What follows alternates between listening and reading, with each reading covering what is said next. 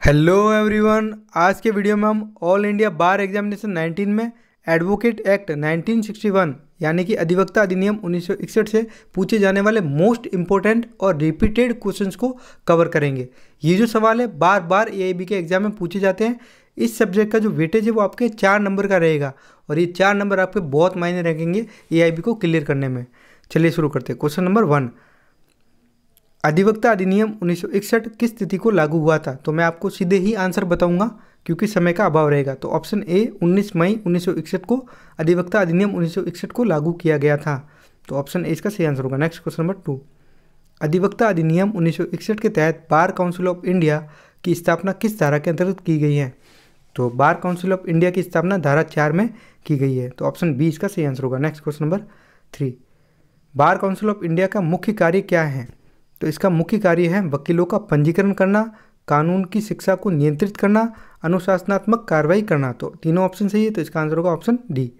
Next question number 4, अधिवक्ता अधिनियम 1961 की धारा 24 के अनुसार एक व्यक्ति किस शर्त पर अधिवक्ता के रूप में पंजीकृत हो सकता है?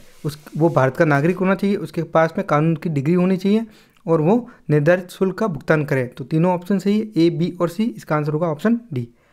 नेक्स्ट क्वेश्चन नंबर 5, किस धारा के अंतर्गत बार काउंसिल ऑफ इंडिया को अनुशासनात्मक कार्रवाई करने का अधिकार है? तो मैं आपको बता दूं, अनुशासनात्मक कार्रवाई करने का प्रोविज़न धारा 35 में डाल रखा है और कार्रवाई की जाएगी धारा 33 से। तो 36 सेक्शन 36 इसका सही आंसर होगा। ऑप्शन बी इसका राइट आंसर है। नेक्स्ट क्वेश्चन नंबर 6, राज्य बार काउंसिल के गठन का प्रावधान धारा 3 में दे रखा है। स्टेट बार काउंसिल के गठन का प्रावधान जो है वो धारा 3 में दे रखा है। ऑप्शन बी इसका सही आंसर होगा। Next question number 7, bar council of India का मुख्यालय कहाँ स्थित है? तो दिल्ली में स्थित है। ऑप्शन ए इसका सही आंसर होगा। नेक्स्ट क्वेश्चन नंबर 8, अधिवक्ता अधिनियम 1961 की धारा 49 का मुख्य उद्देश्य क्या है? तो धारा 49 का उद्देश्य है बार काउंसिल को नियम बनाने का अधिकार देती है धारा 49। तो ऑप्शन ए इसका सही आंसर होगा। नेक्स्ट क्वेश्चन नंबर 9, अधिवक्ता अधिनियम के अनुसार एक व्यक्ति को अधिवक्ता के रूप में प्रवेश प्राप्त करने के लिए न्यूनतम आयु क्या होनी चाहिए? तो न्यूनतम आयु जो है वो 21 वर्ष निर्धारित कर रखी है। तो ऑप्शन बी इसका सही आंसर होगा। नेक्स्ट क्वेश्चन नंबर 10, अधिवक्ता अधिनियम 1961 की किस धारा में अपील की प्रक्रिया का प्रावधान है? तो अपील की प्रक्रिया का प्रावधान धारा 37 में दे रखा है। तो ऑप्शन सी इसका सही आंसर है। मैं आपको बता दूँ, अगर एआईबी में कोई सेक्शन वाइज सवाल पूछा जाता है एडवोकेट एक्ट से, तो आपको एडवोकेट एक्ट का बेरक लेकर के जाना है विदाउट शॉर्ट नोट वाला, और वहाँ से आपको सही विकल्प सेलेक्ट करना है।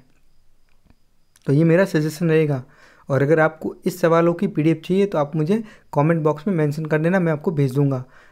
ये बार बार रिपीट होते हैं क्वेश्चंस एआईबी के एग्जाम में। नेक्स्ट क्वेश्चन नंबर 11, अधिवक्ता अधिनियम 1961 के अनुसार अधिवक्ता को 2 श्रेणियों में बांटा गया है। ये श्रेणियाँ कौन कौन सी हैं? तो ऑप्शन ए सीनियर और जूनियर, ऐसी कोई कैटेगरी नहीं है। ऑप्शन बी उच्च न्यायालय और निचली अदालत के अधिवक्ता, ऐसी भी कोई श्रेणी नहीं है। तो दोनों ऑप्शन गलत हैं। ऑप्शन सी वरिष्ठ अधिवक्ता और अधिवक्ता, तो इन कैटेगरी में बांटा गया, एक वरिष्ठ अधिवक्ता दूसरा अधिवक्ता। तो ऑप्शन सी इसका सही आंसर होगा। नेक्स्ट क्वेश्चन नंबर 12, वरिष्ठ अधिवक्ता की नियुक्ति किसके द्वारा की जाती है? तो वरिष्ठ अधिवक्ता की नियुक्ति सुप्रीम कोर्ट भी कर सकता है और हाई कोर्ट भी कर सकता है। तो ऑप्शन डी इसका सही आंसर होगा। नेक्स्ट क्वेश्चन नंबर 13, अधिवक्ता अधिनियम 1961 की धारा 35 किससे संबंधित है? धारा 35 अनुशासनात्मक कार्रवाई के बारे में बात करती है। तो ऑप्शन बी इसका सही आंसर होगा। Next question number 14, bar council of India में कितने सदस्य होते हैं? बार काउंसिल ऑफ इंडिया में 18 सदस्य होते हैं। ऑप्शन बी इसका सही आंसर होगा। नेक्स्ट क्वेश्चन नंबर 15, राज्य बार काउंसिल का कार्य क्या है?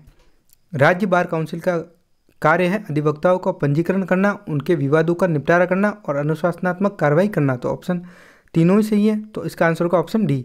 नेक्स्ट क्वेश्चन नंबर 16, अधिवक्ता अधिनियम 1961 के तहत किस अधिवक्ता का पंजीकरण रद्द किया जा सकता है? कब एनरोलमेंट को कैंसिल किया जाएगा? ऑप्शन ए नैतिक पतन का दोषी होने पर, धोखाधड़ी में शामिल होने पर, अनुचित आचरण में लिप्त होने पर। तो तीनों ऑप्शन सही है, तो इसका आंसर होगा ऑप्शन डी।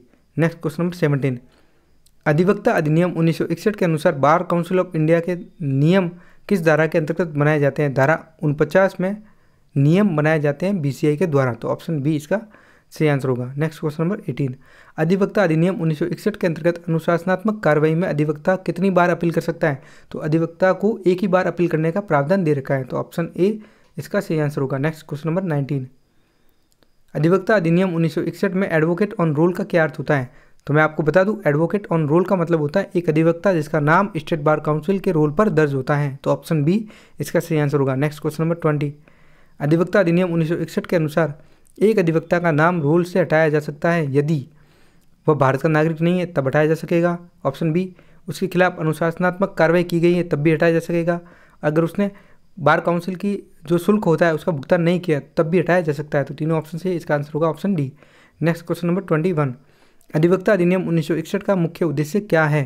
तो इसका मुख्य उद्देश्य है न्यायालय में सभी अधिवक्ताओं का एकीकृत पंजीकरण करना और उनका नियमन करना, तो ऑप्शन सी इसका सही आंसर होगा। नेक्स्ट क्वेश्चन नंबर 22, अधिवक्ता अधिनियम के अनुसार रोल पर नाम दर्ज का क्या उद्देश्य है?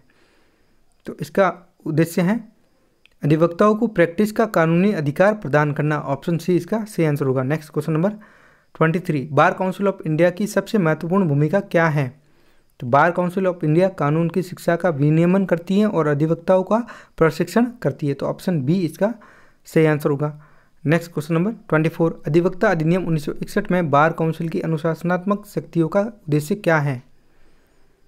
तो अधिवक्ताओं में अनुशासन को बनाए रखना ही इसका उद्देश्य, ऑप्शन बी इसका सही आंसर होगा। नेक्स्ट क्वेश्चन नंबर 25, राज्य बार काउंसिल का गठन करने का मुख्य उद्देश्य क्या है? तो मैं आपको बता दूं, स्टेट बार काउंसिल इसलिए बनाए गए हैं ताकि अधिवक्ताओं का क्षेत्रीय प्रतिनिधित्व सुनिश्चित किया जा सके, तो ऑप्शन बी इसका सही आंसर होगा। नेक्स्ट क्वेश्चन नंबर 26, अधिवक्ता अधिनियम 1961 में अनुशासनात्मक प्राधिकरण की आवश्यकता क्यों पड़ी?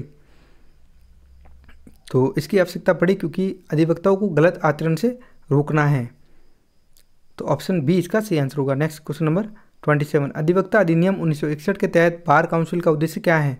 तो बार काउंसिल का उद्देश्य अधिवक्ताओं की प्रैक्टिस को विनियमित करना और उनके हित को सुरक्षित रखना इसका उद्देश्य है, तो ऑप्शन सी इसका सही आंसर होगा। नेक्स्ट क्वेश्चन नंबर 28, वरिष्ठ अधिवक्ता के विशेषाधिकार का उद्देश्य क्या है?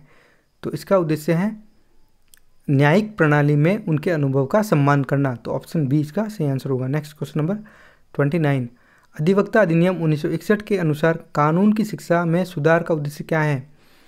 कानून की शिक्षा में सुधार का मतलब होगा अधिक कुशल और योग्य अधिवक्ताओं को तैयार करना, तो ऑप्शन बी इसका सही आंसर होगा। नेक्स्ट क्वेश्चन नंबर 30, अधिवक्ता अधिनियम 1961 के तहत अनुशासनात्मक कार्रवाई का उद्देश्य क्या है? तो इसका उद्देश्य है अधिवक्ताओं में पेशेवर मानकों का पालन सुनिश्चित करना, तो ऑप्शन बी इसका सही आंसर होगा। नेक्स्ट क्वेश्चन नंबर 31, अधिवक्ता अधिनियम 1961 के अनुसार यदि किसी अधिवक्ता पर कदाचार का आरोप सिद्ध हो जाता है तो उसे कौन सी सज़ा मिल सकती है?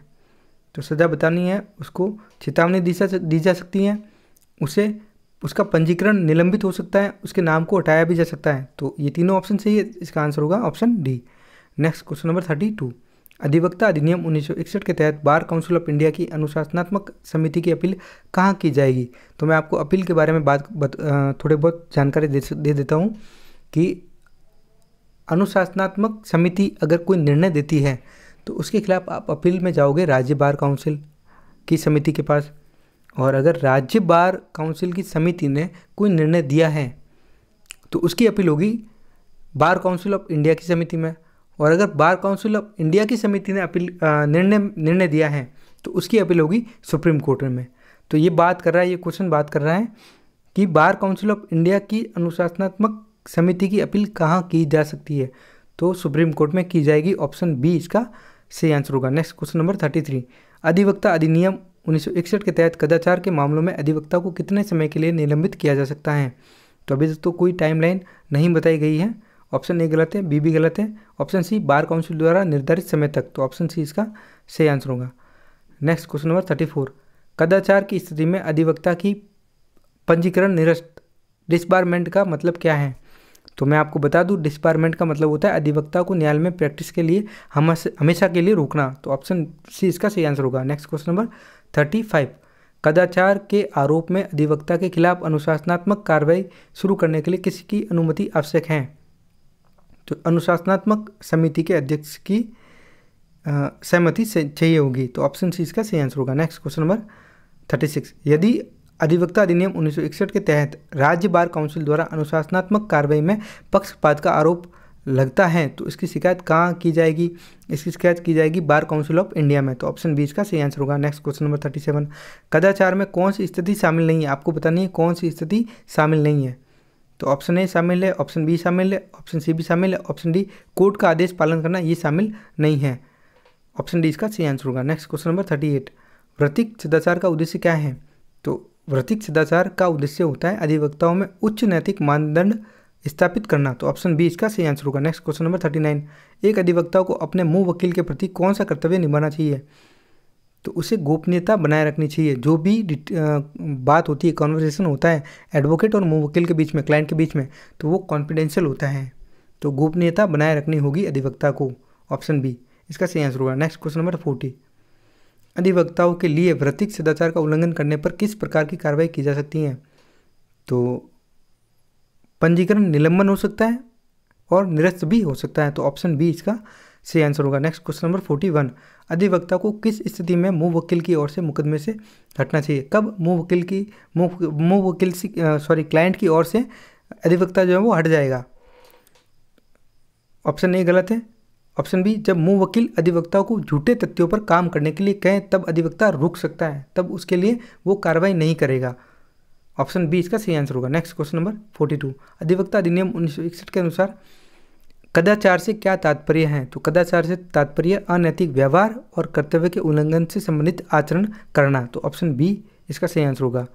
नेक्स्ट क्वेश्चन नंबर 43, एक अधिवक्ता का वृत्तिक कदाचार बार काउंसिल की किस धारा के तहत देखती है? तो धारा 35 में देखेगी। ऑप्शन बी इसका सही आंसर होगा। नेक्स्ट क्वेश्चन नंबर 44, वृत्तिक कदाचार के आरोपों पर अनुशासनात्मक कार्रवाई किसके द्वारा की जाती है? तो ऑप्शन में अगर सिर्फ राज्य बार काउंसिल है तो ऑप्शन ए आपको सिलेक्ट करना है, अनलेस कि वहाँ पर बार काउंसिल ऑफ इंडिया नहीं है। ऑप्शन ए इसका सही आंसर होगा। नेक्स्ट क्वेश्चन नंबर 45, अधिवक्ता के कदाचार के मामले में किस संस्था को अंतिम अपील का अधिकार है? तो अंतिम अपील हमेशा ही सुप्रीम कोर्ट में की जाएगी। ऑप्शन डी इसका सही आंसर होगा। नेक्स्ट क्वेश्चन नंबर 46, अधिवक्ता के कदाचार की शिकायत के लिए बार काउंसिल के पास में शिकायतकर्ता को किस रूप में जानकारी प्रस्तुत करनी होती है? तो शिकायतकर्ता जा सकता है दस्तावेजों के साथ में लिखित शिकायत लेकर के इन रिटर्न कंप्लेन में जा सकता है। तो ऑप्शन बी इसका सही आंसर होगा। नेक्स्ट जो है वो मैं आपके लिए लेकर के आया हूँ सवाल जो सुप्रीम कोर्ट के जजमेंट हैं उन पर आधारित सवाल है। ये भी सवाल कई बार AIB में पूछे जाते हैं, बहुत महत्वपूर्ण जजमेंट है। Question number 1, bar council of India बनाम MV दाभोलकर के केस में सुप्रीम कोर्ट ने किस मुद्दे पर महत्वपूर्ण निर्णय दिया? तो दाभोलकर के केस में कहा था अधिवक्ताओं का कदाचार और अनुशासनात्मक कार्रवाई। ऑप्शन बी इस मुद्दे पर बात की थी, अधिवक्ताओं का कदाचार और अनुशासनात्मक कार्रवाई के बारे में बात की गई थी। तो ऑप्शन बी इसका सही आंसर होगा। Next question number 2, Prahlad Singh Kaul बनाम राम प्रताप कुंद्रा के केस में सुप्रीम कोर्ट ने किस सिद्धांत को रेखांकित किया? तो इस केस में ये बोला गया था कि मुंह वकील के प्रति अधिवक्ताओं को गोपनीयता रखनी चाहिए, ये उनका दायित्व है। तो ऑप्शन डी इसका सही आंसर है। Next question number 3, supreme court के किस केस में यह स्पष्ट किया कि अधिवक्ता का कार्य एक महान सार्वजनिक सेवा है, ना कि केवल एक व्यवसाय है? तो ये बोला गया था PD गुप्ता बनाम राममूर्ति के केस में। तो ऑप्शन ए इसका सही आंसर होगा। Next question number 4, Lakshmi Narayan Modi बनाम bar council of India case में सुप्रीम कोर्ट ने किस मुद्दे पर टिप्पणी की? तो सुप्रीम कोर्ट ने बोला था कदाचार में अधिवक्ता का लाइसेंस जो है वो निलंबन किया जा सकेगा। तो ऑप्शन सी इसका सही आंसर होगा। Next question number 5, Omkar Nath बनाम बार काउंसिल ऑफ इंडिया के केस में सुप्रीम कोर्ट ने कदाचार के आरोप में किसे सजा देने का समर्थन दिया? तो सजा जो दे सकता है वो बार काउंसिल ऑफ इंडिया दे सकता है। तो ऑप्शन सी इसका सही आंसर है, इसी केस में बुलाया गया था। Next question number 6, Radha Krishna Nayak बनाम बार काउंसिल ऑफ इंडिया के केस में सुप्रीम कोर्ट ने किस सिद्धांत पर जोर दिया? तो इस केस में बोला गया था बार काउंसिल का अधिवक्ताओं पर अनुशासनात्मक अधिकार होगा। तो ऑप्शन डी इसका सही आंसर होगा। Next question number 7, supreme court ने किस केस में कहा कि अधिवक्ताओं के कदाचार पर अंकुश लगाना न्याय पालिका की अखंडता के लिए आवश्यक है। तो ये केस था MV दाभोलकर बनाम बार काउंसिल ऑफ महाराष्ट्र का। तो ऑप्शन ए इसका सही आंसर होगा। Next question number 8, Sandeep Kumar बनाम bar council of Delhi case में सुप्रीम कोर्ट ने अधिवक्ता के किस आचरण को कदाचार माना है? तो अदालत के आदेश को नहीं मानना, उल्लंघन करना, इसे मिसकंडक्ट माना गया था। तो ऑप्शन डी इसका सही आंसर है। ये आपके थे टॉप मोस्ट क्वेश्चंस जो बार बार एग्जाम में रिपीट होते हैं और पूछे जाते हैं। ये 4 नंबर का सब्जेक्ट है, बहुत इंपॉर्टेंट है। 4 नंबर बहुत मायने रखेंगे AIB क्लियर करने के लिए। मैं आपको बता दूं, इन सवालों को आपने कवर कर लिया तो आपके AIB में आपको हेल्प मिलेगी क्लियर करने में। और अगर आपको इनकी PDF चाहिए तो मैं आपको भेज दूंगा, कमेंट बॉक्स में मेंशन कर देना। मैंने AIB सिलेबस में जितनी सब्जेक्ट है सभी पर मैंने वीडियो बनाए हैं, अगर आप चाहो तो उनको देख सकते हो और तैयारी कर सकते हो। धन्यवाद।